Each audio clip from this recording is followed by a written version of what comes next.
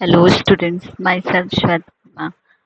और मैं आज आप सभी को केमिस्ट्री पढ़ाने वाली हूँ, जिसमें कि जो कि मतलब क्लास 9 के लिए है बेसिकली। और उसमें मेरा पहला चैप्टर है केमिकल रिएक्शन एंड इक्वेशन। सो मैं आप सभी से रिक्वेस्ट करती हूँ कि कुछ देर आप मेरे साथ इंटरेक्ट करके देखिए कि मतलब मैं चीज़ों को कैसे एक्सप्लेन करती हूँ। So let's start. Introduction. In our daily life we come across about so many changes. Basically हमारे लाइफ में बहुत सारे चेंजेस होते हैं, जिसमें कि कुछ चेंजेस मतलब फिजिकली केमिकली ऐसे होते रहते हैं। तो उसी के बेसिस पर हमारे दो टाइप्स के चेंजेस होते हैं, जैसे कि एक first one is physical changes and second one is the chemical changes. So here are the some examples of physical and chemical changes. First, melting of ice. Ice मतलब जैसे कि बेसिकली वो बनता तो पानी से ही है, और जब वो आइस में कन्वर्ट होता है तो वो सॉलिड फॉर्म में होता है। लेकिन जब आइस मेल्ट हो जाता है तो वापस से वो मतलब वाटर फॉर्म में हो जाता है। तो ये हमारा कौन सा चेंजेस होगा? ये हमारा होगा फिजिकल चेंजेस। उसके बाद होता है हमारा dissolution of common salt in water.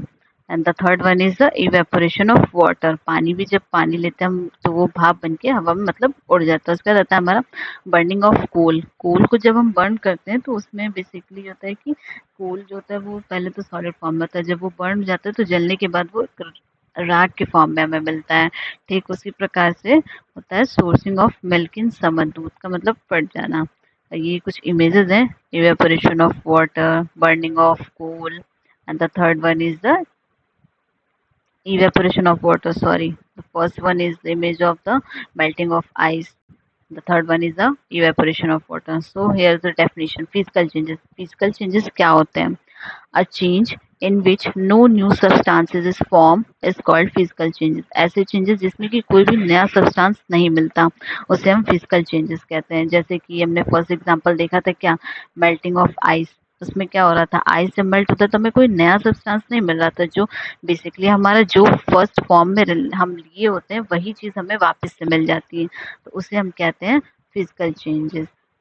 Here are some examples of physical changes, like silver items on exposure to air are blackened due to formation of silver sulfide. जैसे सिल्वर के जो items होते हैं अगर वो एयर के contact में आते हैं तो वो ब्लैक हो जाते हैं।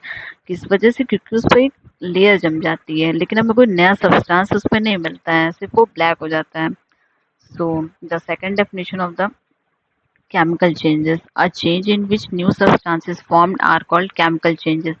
तो हमने देखा था पहले की एग्जाम्पल, केमिकल चेंज मतलब वही होता है जिसमें कि कोई हमें नया सब्सटेंस मिलता है, जो जिस फॉर्म में हम लिए होते हैं हमें वो उस फॉर्म में ना मिल करके हमें दूसरे फॉर्म में मिलता है। तो उसका हमारा बेसिकली बेस्ट एग्जांपल क्या था?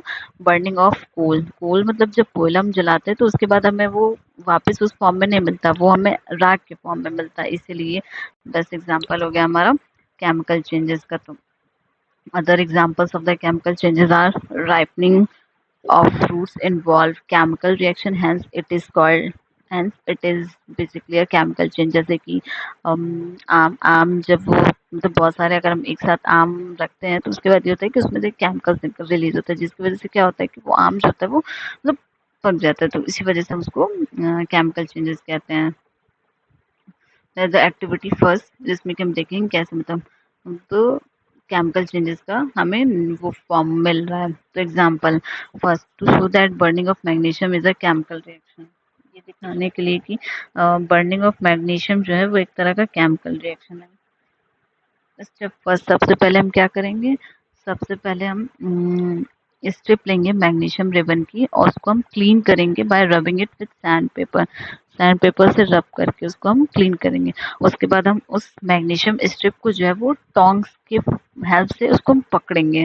फिर उसी मैग्नीशियम रिबन को हम जब बर्न करेंगे तो non luminous flame of Bunsen burner के सामने जब उसको रख के हम बर्न करेंगे तो उसमें से एक हमें वाइट लाइट मिलेगी, डेजलिंग लाइट।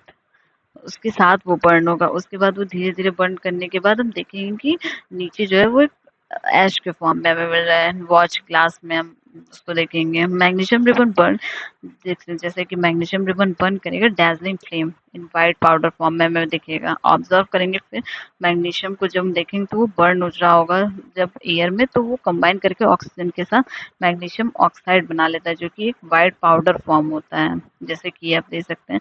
फर्स्ट हमने मैग्नीशियम रिबन को लिया, फिर उसको हम रब करके सैंड पेपर से क्लीन करेंगे। उसके बाद हम बर्नसन मतलब जो बर्नर है उसके सामने रख के जब उसको बर्न करेंगे तो वो एक वाइट लाइट डेज़लिंग के फॉर्म में मतलब बर्न होगा।